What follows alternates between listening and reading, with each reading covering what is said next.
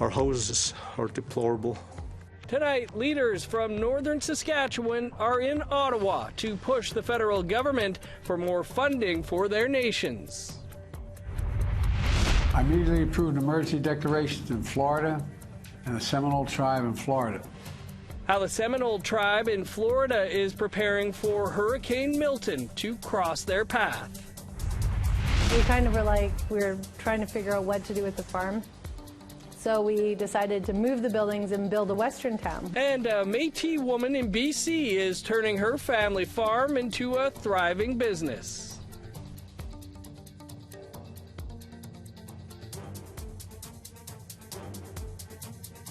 Good evening, I'm Dennis Ward. Welcome to APTN National News. Leaders from the Prince Albert Grand Council in northern Saskatchewan were in Ottawa on Wednesday. The Grand Council represents 12 First Nations. They were there to press the federal government for more funding to address health care, housing, and public safety. At the press conference on Parliament Hill, chiefs urged politicians to put partisanship aside and meet treaty commitments, stressing mental health issues and public safety are at a crisis point due to gang activity. Saddle Lake Cree Nation Chief Marcel Head also said communities are in urgent need of better housing. Our houses are deplorable. They have to be up to standard. And the funding that we do receive is very minimal, and we have a growing and aging population. We need the government to respect and recognize this as a crisis. To Alberta now, where a point-in-time homeless count is set to take place in Red Deer on the evening of Thursday, October 10th. The count helps identify the nature and extent of homelessness. Local agencies and outreach staff will conduct street counts and surveys in shelters, transitional housing and encampments. Red Deer Polytechnic students will assist community teams. The count aims to give an accurate estimate of the number of homeless people on a given night in Red Deer, in addition to the nature of their circumstances. The numbers will also be used to create provincial and federal homeless counts and provide data on trends leading people to homelessness. This will be the 6th point-in-time count in Red Deer, and its first since 2022. The Saddle Lake Cree Nation in Alberta has implemented a band council resolution that says the Assembly of First Nations no longer represents them. The resolution was passed in July. It says that the AFN has been signing agreements with the Crown, including permanent bilateral mechanisms and memorandum of understandings, without the free, prior, and informed consent of the Saddle Lake Cree Nation. It also notes that the AFN has no Alberta regional chief. It says the AFN continues to ignore and undermine the full understanding and implementation of their treaty rights. We reached out to Chief Jason Whiskey Jack for comment, but we've not heard back. A First Nation in northern Yukon has fully rejoined the Council of Yukon First Nations after it left the organization 16 years ago. The Wundut Gwitchin First Nation officially rejoined the Council, which works for the territory's First Nations, on Wednesday. The First Nation cut ties with the Council in 2008 due to political disagreements it had with the organization. It rejoined the Council in 2019 as an associate member. During the First Nations General Assembly held earlier this summer, it voted unanimously to rejoin the Council as a full member in order to protect its rights and strengthen its voice at the leadership table. The First Nation now has voting rights when it comes to leadership decisions. It was presented as from one of the citizens, and it was debated and discussed, and there was I would say there was no negativity, there was no further tensions. It was all about the positivity of what it would mean to rejoin CYFN. The Northwest Territories Chief Public Health Office is advising some dental patients in the Beaufort Delta to get tested for hepatitis and HIV. The office says some patients may have had procedures where equipment was not properly cleaned, disinfected, and sterilized as per standard procedure. The procedures took place in Aklavik, Fort McPherson, Polituck, Sax Harbor, and Uluuktuk between March 21st and April 29th. The office says while the risk of exposure to infections is low, it recommends anyone who received treatment during this period to get tested out of precaution. No further details are being provided as there is an active investigation underway. Anyone wanting a test can contact their local health center. A First Nation in southwestern Manitoba is taking steps towards providing fresh produce for its community year-round. A post by the Southern Chiefs organization says Gambler First Nation, located near Binscarth and Russell, has put up a geodome. It functions like a greenhouse, but the unique design allows it to work all year long and withstand harsh conditions and winter snow. The geodome will be used to grow fresh vegetables and fruits for community members. There's also a plan to install an aquarium to raise fish. South of the Medicine Line now, and as Hurricane Milton begins to tear through Florida, the Seminole Tribe is coordinating an emergency response with the help of the U.S. government. The now Category 3 storm has put 15 counties in the state, totaling 7.2 million residents under evacuation. The National Weather Service has also issued more than 90 tornado warnings in Florida. On Tuesday, U.S. President Joe Biden approved the tribe's request for an emergency declaration granting federal assistance to supplement their response efforts. Now the Federal Emergency Management Agency, or FEMA, will arrange disaster relief and deliver on-the-ground support. FEMA will provide emergency protective measures at 75% federal funding. Seminole Tribe of Florida represents 6 reservations in the state and 4,000 enrolled members.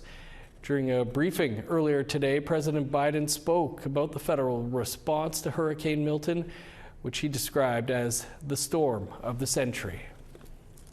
I know it's really tough leaving behind your home, your belongings, everything you own. But I urge everyone in Hurricane Milton's path to follow all safety instructions as we head to the next 24 hours. It's literally a matter of life and death. Second, for the last week, my team has done everything possible to prepare for this storm. I immediately approved emergency declarations in Florida and the Seminole Tribe in Florida. I also surged search and rescue teams, water, food, power generators, ambulances to the region. Well, we'd like to hear what you think about anything you've seen here or something you'd like to see here. Here's how to continue the conversation. If you have a story you'd like to share, you can send us an email to news@aptn.ca. You can read and watch our stories by visiting our website.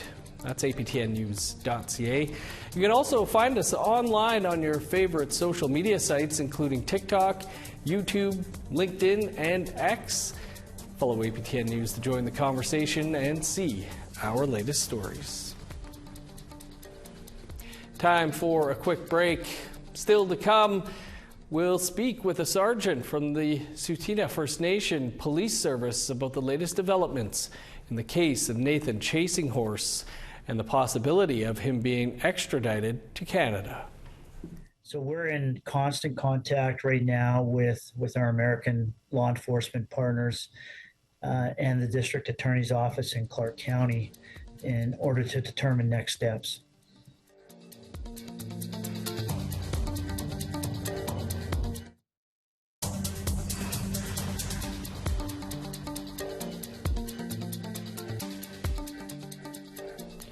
Welcome back. Former fashion mogul Peter Nygard has been denied bail as he appeals his sexual assault convictions in Toronto and an 11-year prison sentence. An appeal judge dismissed the bail application, saying it appears, quote, weak, and that Nygaard presents a flight risk. The 83-year-old was convicted of 4 counts of sexual assault last year after multiple women came forward with allegations dating back to the 1980s. Nygaard's lawyers are arguing the sentence is excessive and accuse the trial judge of making several errors. The case against Dances with Wolves actor Nathan Chasinghorse has had a lot of movement in recent days. Last week, charges against the actor were dismissed, but he is currently still in custody in Nevada. Late Tuesday afternoon, there was an announcement of new charges against Chasinghorse. The Clark County prosecutor filed single counts of possessing and producing child sexual abuse materials against the 48-year-old. Currently in the Tsuut'ina First Nation in Alberta, Chasinghorse is accused of 4 counts of sexual assault, along with other charges in Alberta and BC. For more on this, joining me now is Sergeant Mike Cavilla of the Tsuut'ina Police Service. Sergeant Cavilla, appreciate you taking some time for us here. Can you give us your take on what's happening with the case in Las Vegas and how the new developments affect your case in Tsuut'ina? Yeah, for sure. We have been monitoring closely what's been going on in the U.S. courts down in Nevada with the Superior Court and the recent ruling that dismissed the charges out of Las Vegas, the 18 felony charges. And so we're in constant contact right now with our American law enforcement partners and the district attorney's office in Clark County in order to determine next steps. Now, as you mentioned, the charges have been dismissed. You've been in touch with the FBI in Las Vegas. How does all this affect your case? Well, we have currently 10 outstanding arrest warrants here in Canada, and obviously we can't extradite anybody until the American charges are looked after and sentencing or a guilty or not guilty plea is found before we can move on any extradition process. And so we're going to continue to monitor the situation as it stands down in Nevada, and basically be in close contact with the DA's office to determine whether or not the charges that now have been, it's my understanding they've been they've been renewed on October the 7th, which would have been Monday, I guess. And so he is facing those new charges. Our concern is that he remains in custody, and that's one of the questions that's up in the air right now. Right. Any other concerns about these latest developments? No, I think just the flight issue is our main concern up here, because if he were released from custody, I think that he is a flight risk in that. But it sounds to me, talking to the DA's office, that there would be strict conditions should he be released from custody on a $200,000 bail is the number that I think has been set. Now, I believe that Chasinghorse is also facing potential charges in other U.S. states, here in Canada. Do you know how that all plays out, and would you expect that Chasinghorse would be extradited to Canada anytime soon? I spoke to Fort Peck, Montana, actually this morning and spoke to their investigators regarding their outstanding warrant.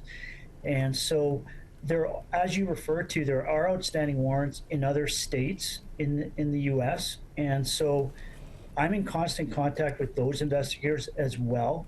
We just really don't know at this particular point in time how this is going to play out. So we are looking at what the extradition process is for an American citizen, because Chasinghorse is American. He was born in South Dakota.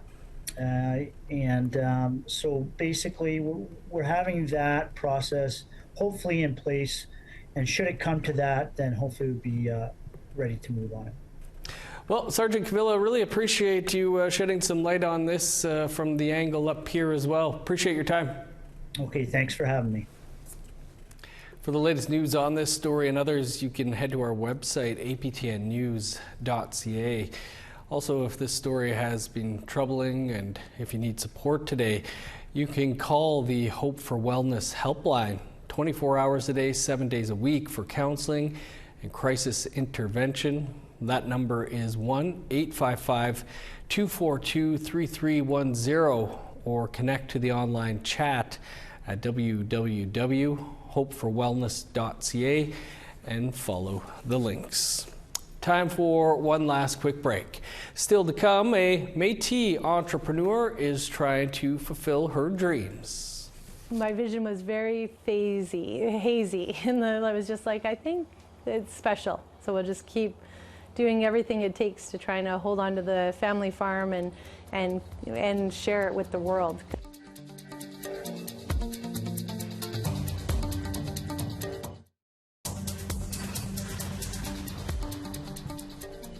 Welcome back. Time now for our photo of the day. And continuing our trend this week, Gina Francis was able to catch this spectacular display of the Northern Lights. Her vantage point from the Sioux Valley Dakota Nation, located in southwestern Manitoba. Thanks for that beautiful picture, Gina. To be featured as our photo of the day, make sure you send your pictures to share at aptn.ca with the description of when and where your photo was taken. Now let's take a look at tomorrow's weather forecast. Starting on the East Coast, showers and 14 in Halifax, rain and 13 in Fredericton, 8 in Kuujjuaq, rain in Nain and a high of 7, 12 in Montreal, showers and 10 in Val-d'Or, 17 for Sault Ste. Marie, cloudy and 11 in North Bay, 19 in Thunder Bay, sunny and 20 in Sioux Lookout. Showers and 14 in God's Lake, 13 with rain in Norway House. 22 and showers in Winnipeg, cloudy and 20 in Dauphin. 17 in Regina, rain and 15 in Saskatoon. 12 in Buffalo Narrows, 15 in Meadow Lake. In northern Alberta, sunny and 11 in High Level, Peace River, and Grand Prairie. 12 under sunny skies in Edmonton, showers and 15 in Lethbridge. Sunny and 15 in Vancouver, 18 in Kamloops. Sunny and 11 in Prince George, cloudy and 10 in Smithers. 0 in Old Crow, 6 in Beaver Creek and Whitehorse. 7 in Yellowknife, 4 with rain in Norman Wells. 0 with snow in Sax Harbor, 0 in cloudy in Polituck. 6 in Chesterfield and Arviette, 5 in Whale Cove. 0 in Resolute, snow, and 6 in Arctic Bay.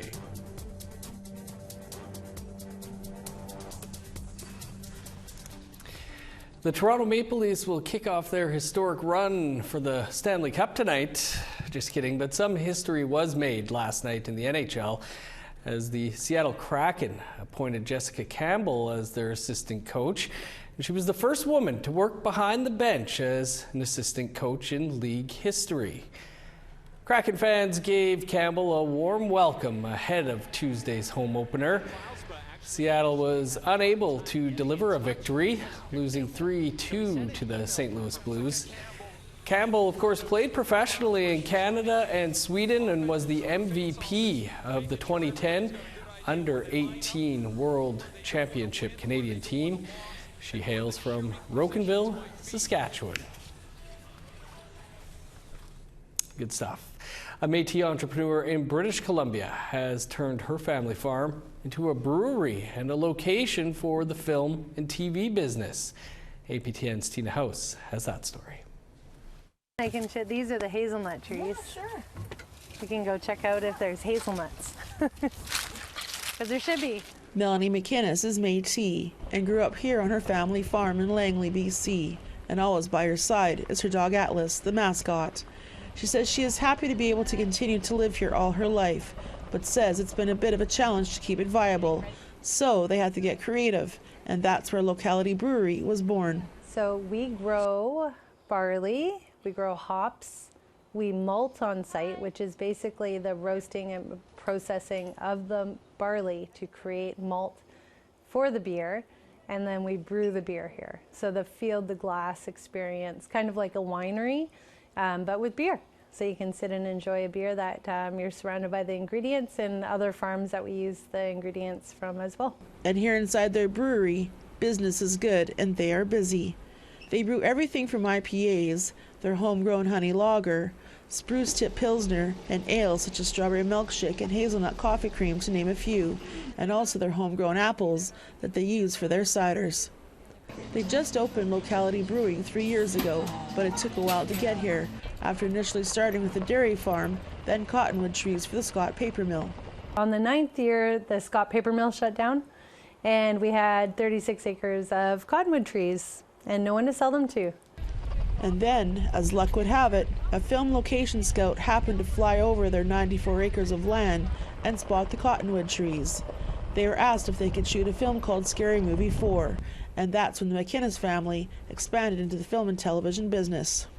And then Peter DeLuise came along with a film called Beyond Sherwood Forest. It's like a Robin Hood type movie. And through that, there was a lot of horses. So we met a bunch of cowboys, horse wranglers. And some of them mentioned, hey, you guys should build a Western town. Like, you know, movies are always looking for these kind of stuff. So we kind of were like, we were trying to figure out what to do with the farm. So we decided to move the buildings and build a Western town.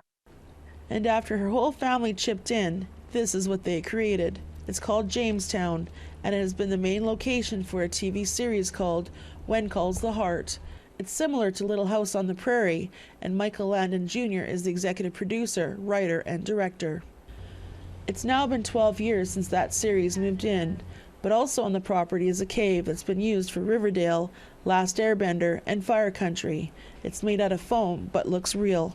They also built this cabin, which has been used on numerous film and TV shows as well.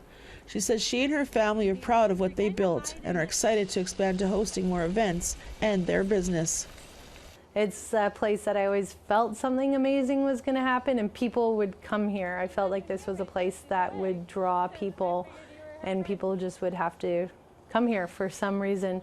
But I couldn't have even known that farm brewery and When Calls the Heart and films, Western film set. No, none of that was in my vision. Was very hazy. And I was just like, I think it's special. So we'll just keep doing everything it takes to try to hold on to the family farm and share it with the world. Tina House, APTN National News, Langley. Looks like a great place to visit, especially if Peter DeLuise has been there. That's all the time we have for your APTN National News for this Wednesday. For the very latest, you can, of course, visit our website, aptnnews.ca. And be sure to join us here at 1 p.m. Eastern Time tomorrow. That's when Savannah will have your first look at the day's news. I'm Dennis Ward, Marcy McGuitch. Thanks for being with us. I'll see you back here tomorrow night.